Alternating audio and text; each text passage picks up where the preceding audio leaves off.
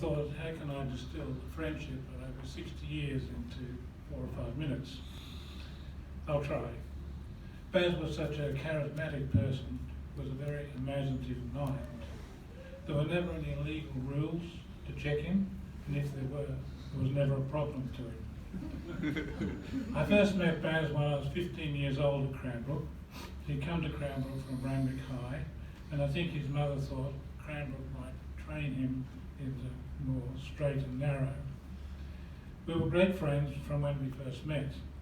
He was always very independent, perhaps to the point where he was somewhat difficult to control.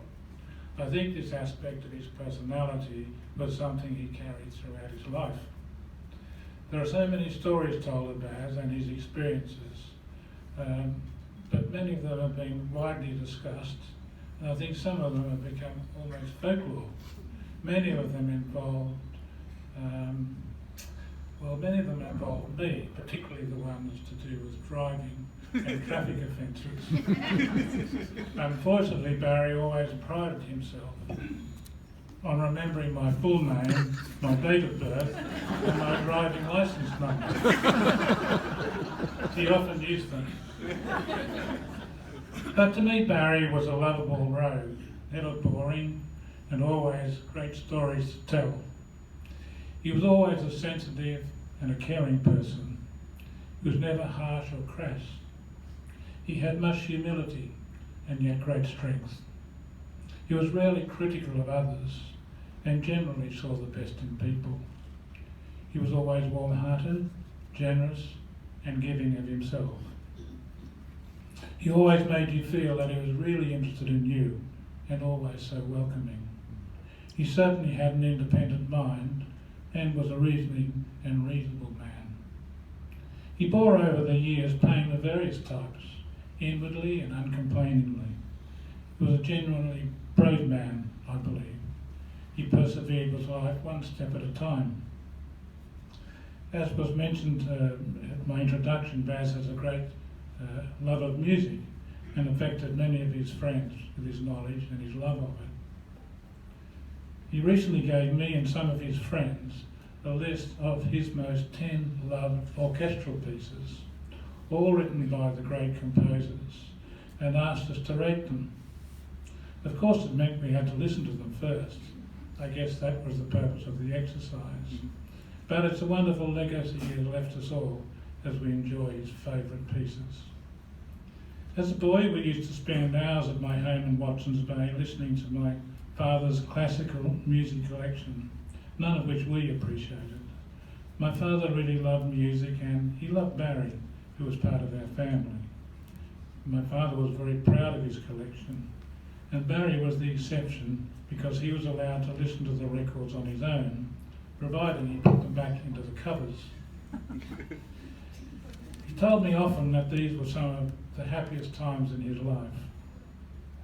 In rugby, of course, Baz reached the top of his class, being chosen to tour South Africa and then chosen to play against Scotland at the Sydney Cricket Ground, which I watched, before the South African tour of Australia, which followed. As you'll all know, Baz and six of his friends refused to play for the Wallabies against South Africa on their Australian tour as a protest against the apartheid movement in South Africa.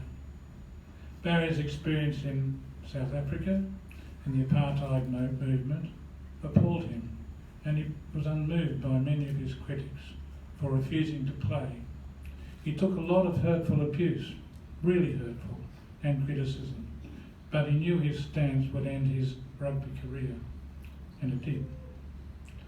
Then, some of you would know, some years ago, he and his friends, his 6 other friends, received a letter from Nelson Mandela telling them how uplifted Mandela was when he was in jail, when he heard that these Australian rugby players had taken their stand against apartheid.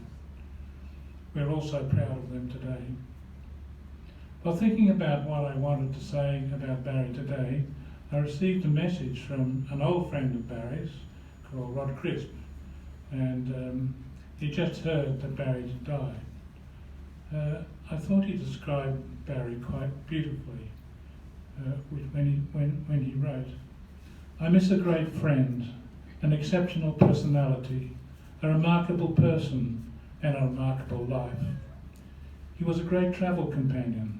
We lived through some memorable adventures together in our travels around Europe, particularly Iceland, where we fished, in Russia and Czechoslovakia.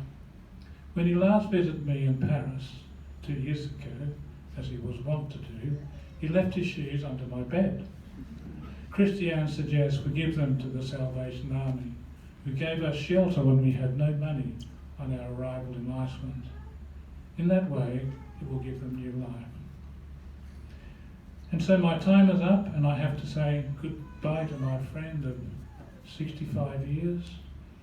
There are so many wonderful memories I have of your wonderful friendship, your sense of humour, your wonderful storytelling. And so thank you, Baz, for being my friend for so many years. Thank you.